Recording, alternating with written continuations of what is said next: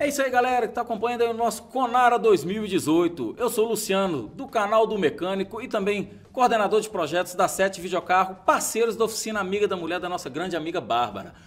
Tema de hoje, câmbios automatizados. E ninguém melhor para vir dar uma aula pra gente aqui do que nosso grande amigo Renato França. Renato, prazerão ter você aqui. Prazer, Luciano. Renato da Inovar Treinamentos e Soluções Automotivas. Renato, queria começar, fala um pouquinho aí da história do Renato França e também da história de vida e a história profissional, né? Para ter chegado até aqui com esse know-how, né?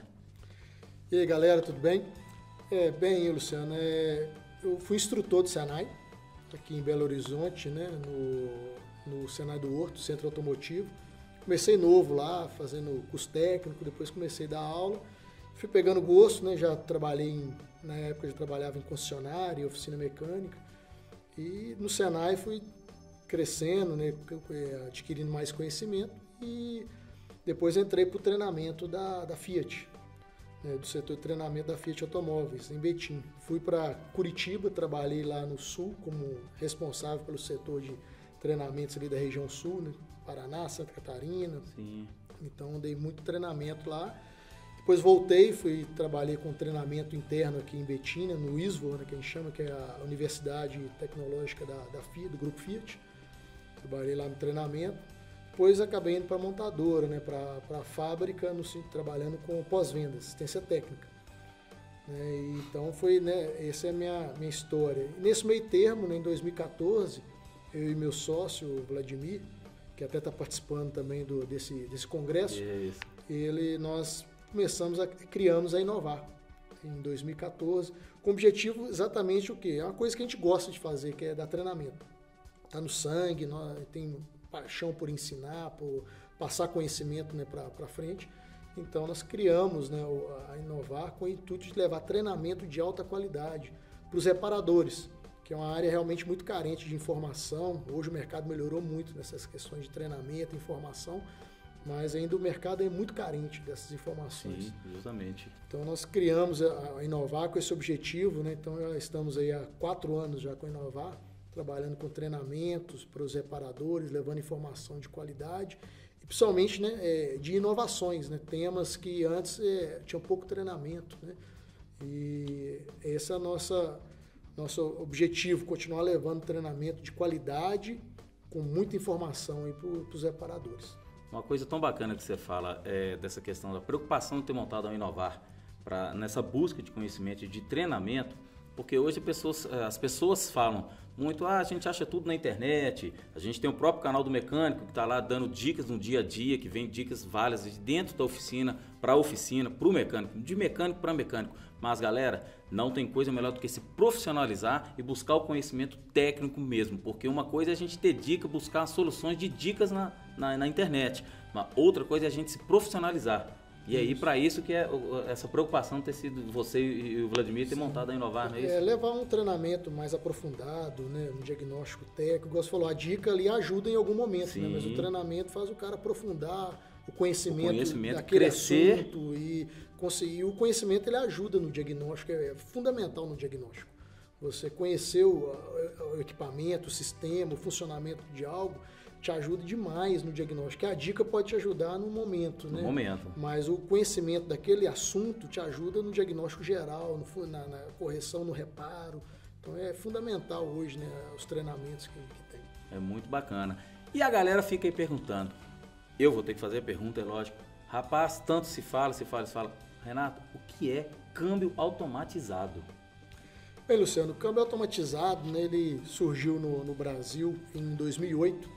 Eu estava lá na Fiat, né, quando lançou no estilo, né, o famoso estilo Dualogic.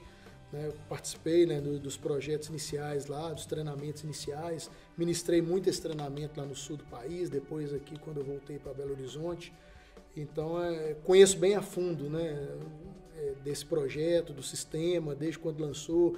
Peguei os problemas iniciais, as dificuldades iniciais, né, todo mundo apanhava, realmente dava couro em muita gente no início. Depois o negócio foi pegando, o pessoal foi adquirindo mais conhecimento, os treinamentos ajudaram demais, né? A Fiat ela desenvolveu um treinamento técnico muito bom em cima desses sistemas. Depois a Volkswagen, quando lançou o iMotion, né?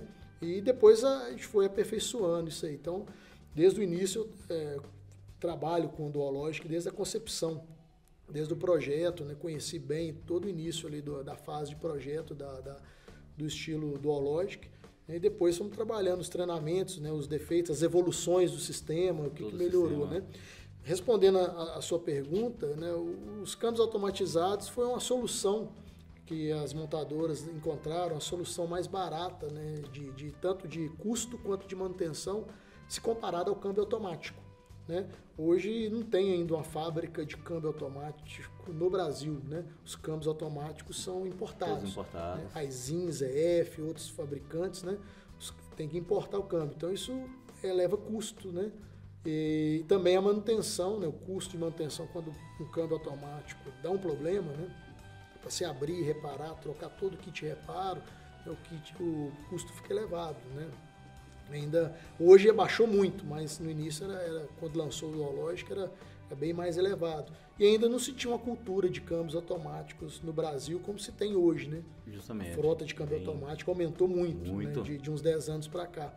Então foi uma solução mais barata, tanto de custo quanto de manutenção, que as montadoras tiveram. Então o início, né, surgiu junto com a parceria com a Magnete Marelli, que era a empresa do Grupo Fiat. Então desenvolveu em conjunto com a Magnete Marelli o sistema automatizado, né? Muitos chamam de robotizados, né?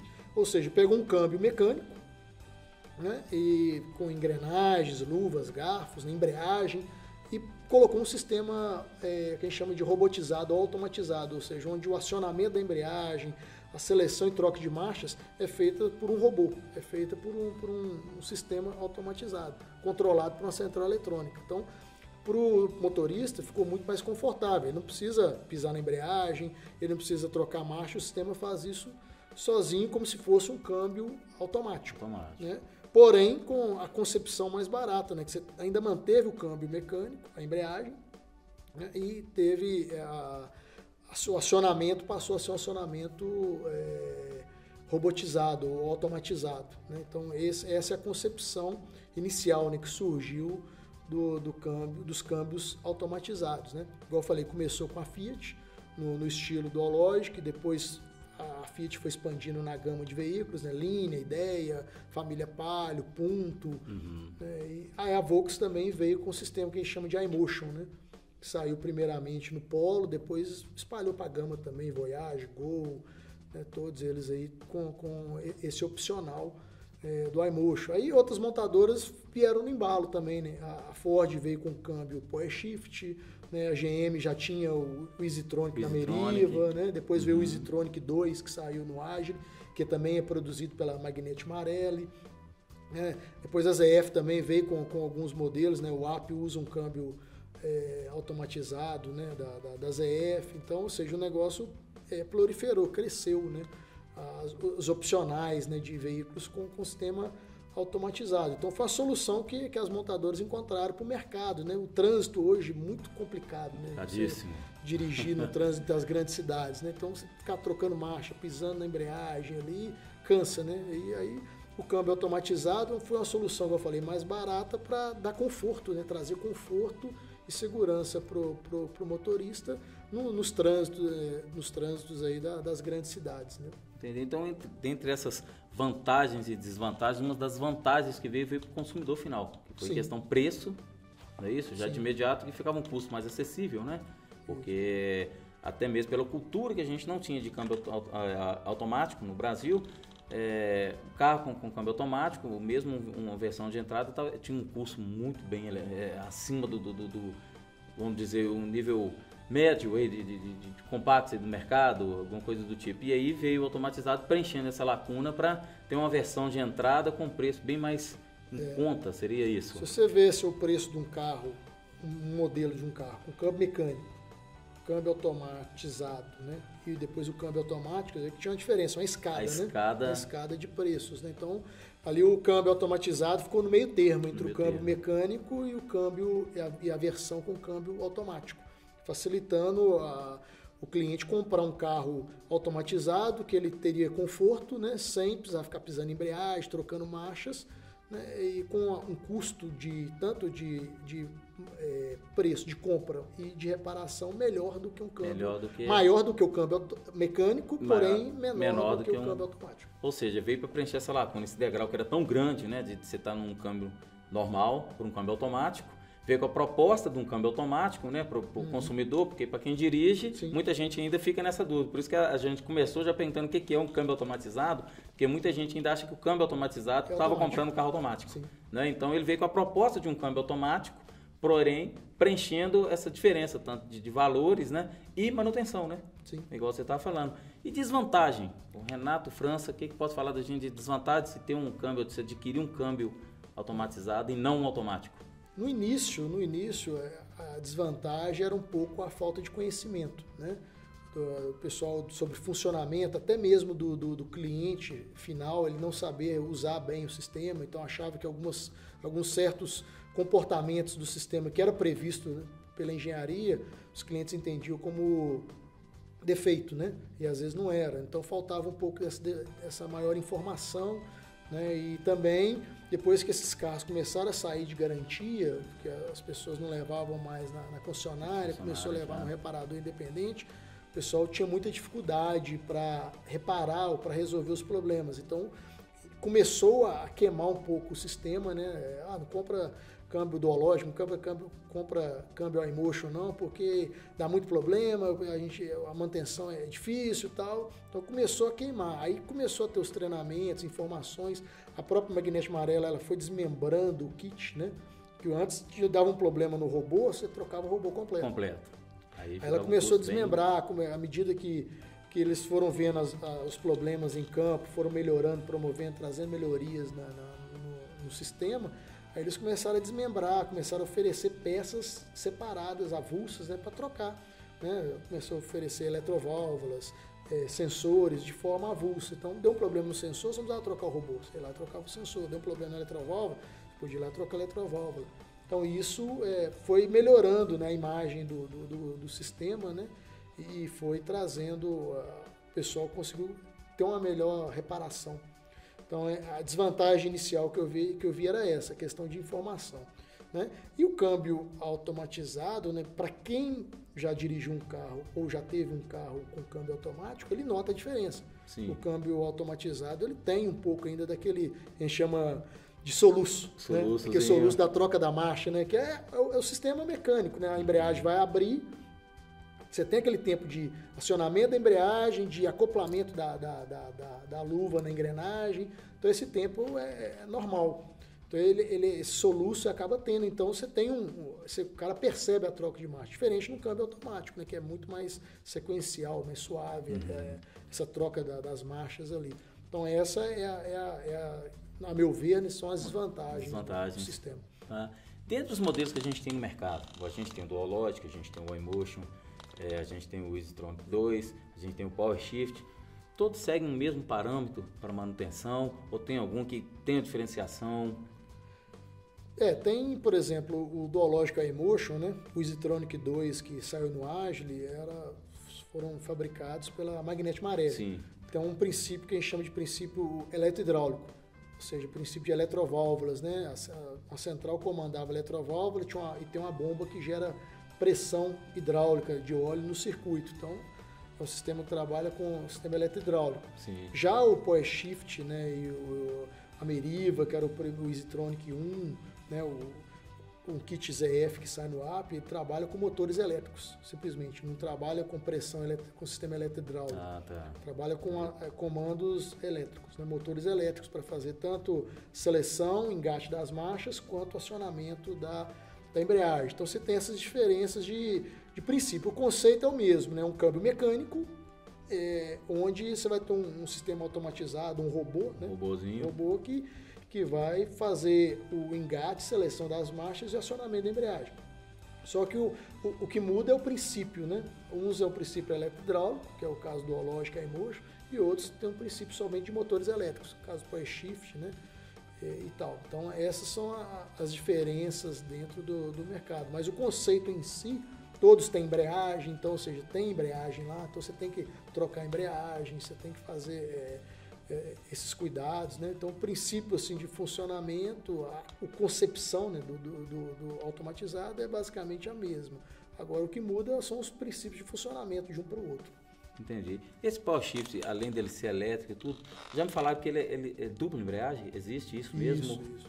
Ou Sim, é coisa de se ouvir no mercado aí, né? Que antigamente falava que até o próprio iMotion, o próprio Dualogic, tanto mito que você vai pegar no mercado, que eles falavam que eram vários discos, microdiscos de embreagem no início, é tanto mito que eles vão inventando em cima, e no final é o que? É a mesma embreagem ali, né? Do câmbio normal, mas o Power Shift realmente tem essa diferença. O Power Shift realmente ele trabalha com dupla embreagem. O que melhora o funcionamento deles, né? O Power Shift, você andar num carro Power Shift, andar num carro Dualogic ou iMotion, você vê a diferença, porque o Power Shift você não vê mais esse soluço ali na troca de marchas, porque como ele é dupla embreagem, enquanto uma embreagem está acoplada, a outra está aberta, mas a árvore, as engrenagens lá já estão acopladas. Então ele só permuta, faz a comutação das embreagens. Fecha uma e abre a outra. Então isso facilita a troca de marchas sem aquele famoso soluço, né?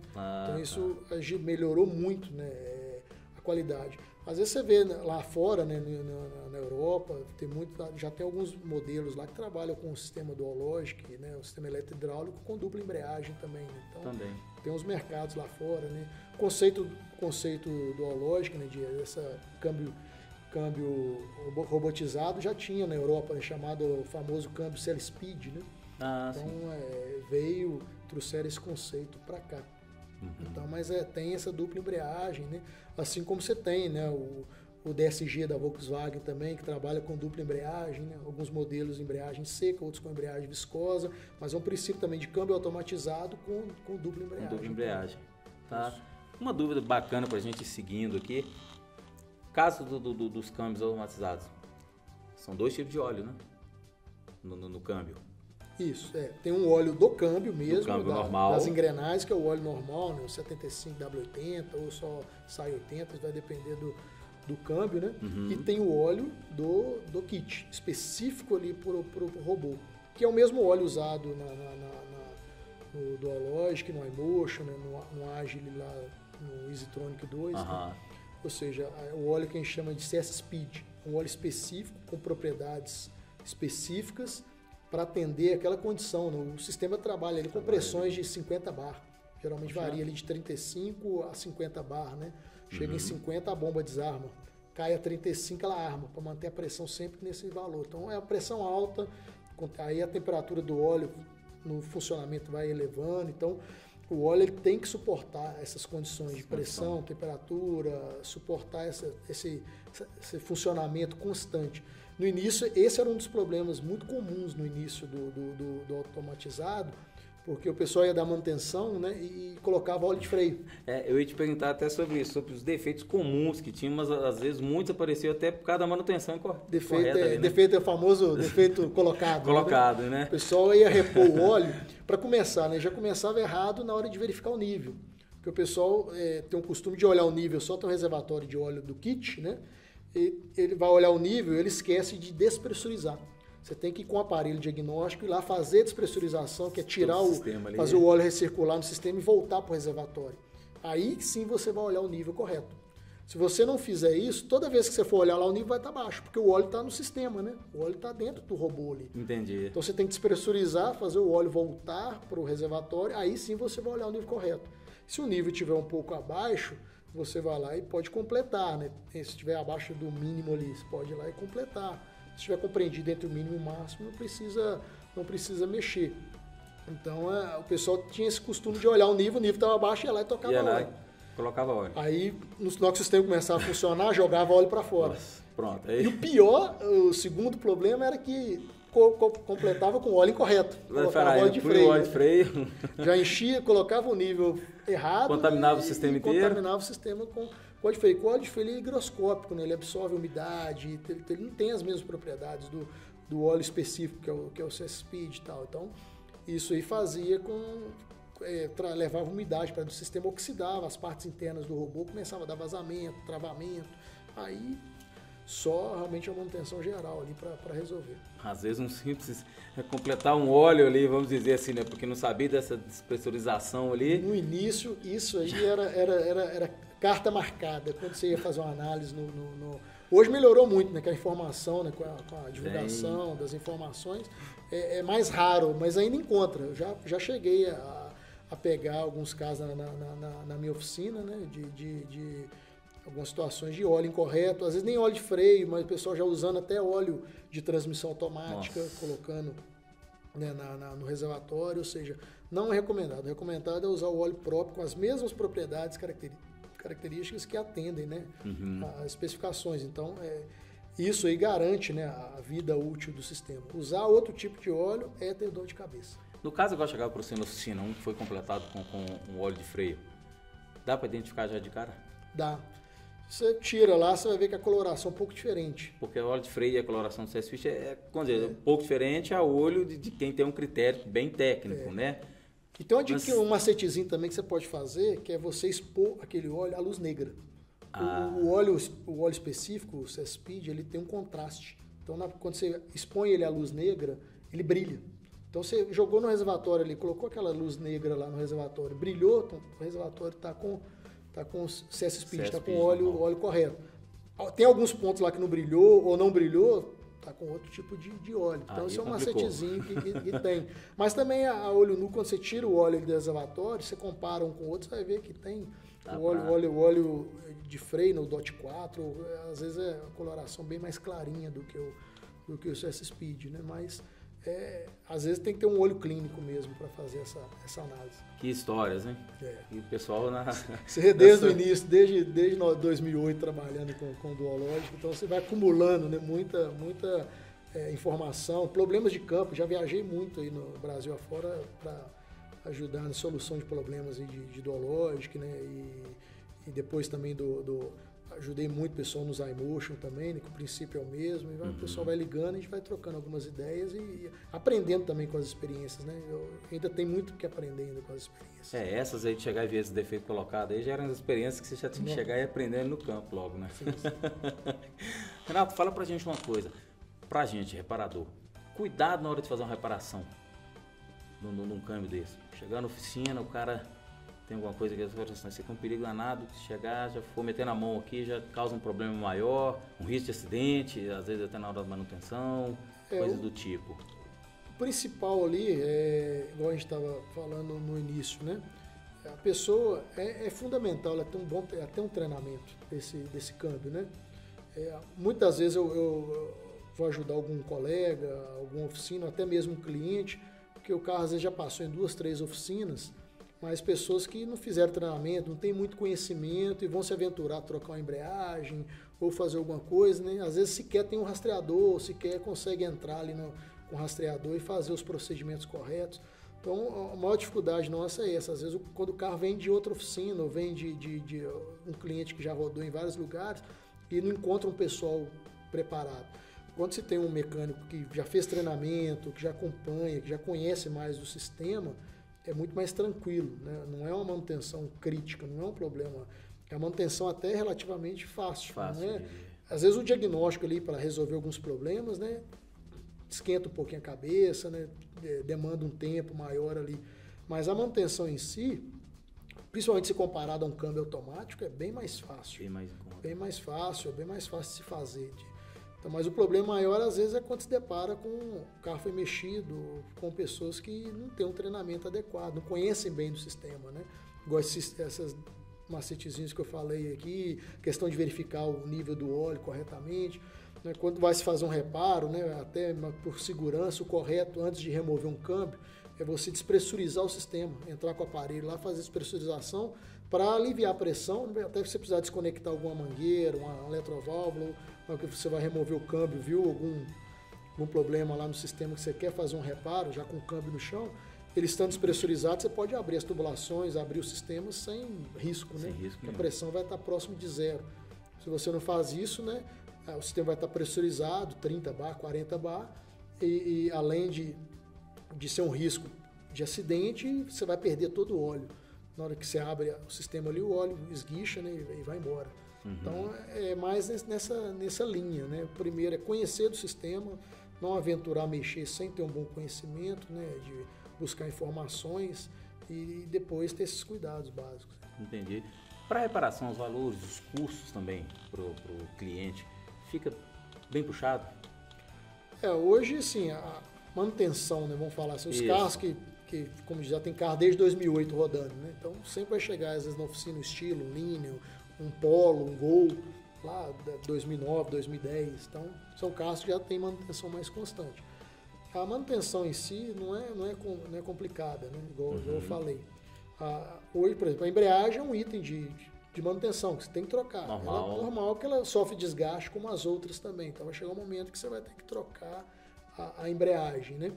Por exemplo, o duológico ele tem um agravante que o caro, né, do duológico, por exemplo, é o atuador de embreagem.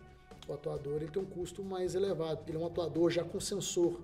Né? Então o caro, por exemplo, se trocar a embreagem em si, o disco e o platô não é muito caro. O caro é o atuador. O atuador ele tem um sensor que encarece um pouco mais, né? Então aí vai depender muito do local, da região, né? Mas a embreagem em si, no custo dela ali, gira com o atuador, gira aí na casa aí de embreagem mais o atuador na casa de R$ 1.500. Como eu falei, vai depender muito da região, né? Do local. Mas agora, o robô em si, hoje está muito melhor. Porque antes, igual eu falei, no início você não tinha muita peça avulsa, né? Ou você comprava uma peça usada, ou você comprava uma nova na concessionária. E o conjunto completo. O conjunto completo, não tinha muita peça avulsa. Né? Depois a magnética amarela ela foi desmembrando e hoje já tem praticamente todas as peças do kit automatizado disponíveis para venda. Então o pessoal consegue já adquirir, consegue comprar. Tem um kit reparo, né, que é muito comum, que são anéis de vedação, vedadores, né, retentores, que você encontra para comprar para você dar uma manutenção. Por exemplo, está tendo algum vazamento, o eixo de seleção é muito comum dar vazamento no eixo de seleção, somente no duológico. Então costuma passar óleo, aí começa a dar vazamento, perde pressão, aí o sistema, como é normal, toda vez que tem um defeito no sistema, né, a maioria das vezes o recovery, né, a estratégia de emergência que a central adota é jogar o câmbio para neutro. Então, às vezes é problema de vazamento, aí cai a pressão do sistema, né, perde pressão, aí você tem que ir lá e fazer um reparo. Então, esse reparo, às vezes você desmonta o robô, troca todos os anéis de vedação, os retentores, lava as peças, monta, né, põe no câmbio, faz os aprendizados, tá novo, para rodar. Esse reparo, inclusive, a Inovar tem esse reparo para vender, tem no nosso site lá. Esse reparo, tem outras empresas também que vendem Brasil afora, então é uma peça hoje que você já consegue comprar e dar manutenção, principalmente quando tem um vazamento nos eixos de seleção e engate ali.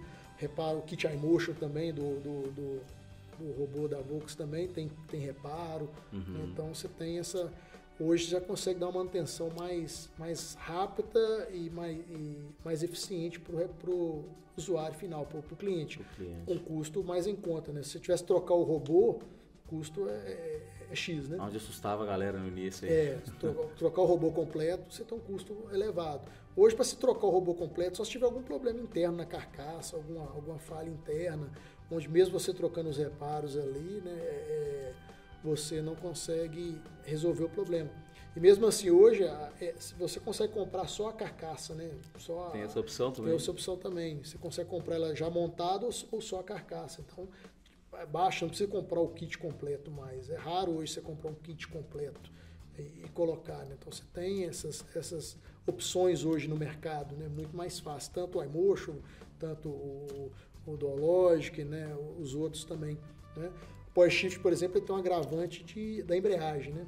Teve uma situação que a Ford fez aí também, então teve um problema crítico do Power Shift, sempre foi a embreagem, a oxidação na embreagem, né? Então os reparadores aí fora aí tinha essa dificuldade. Mas assim, para o cliente final é um serviço que vale a pena, no custo geral ali, o benefício que o carro traz de conforto, segurança, né? Em função da reparação.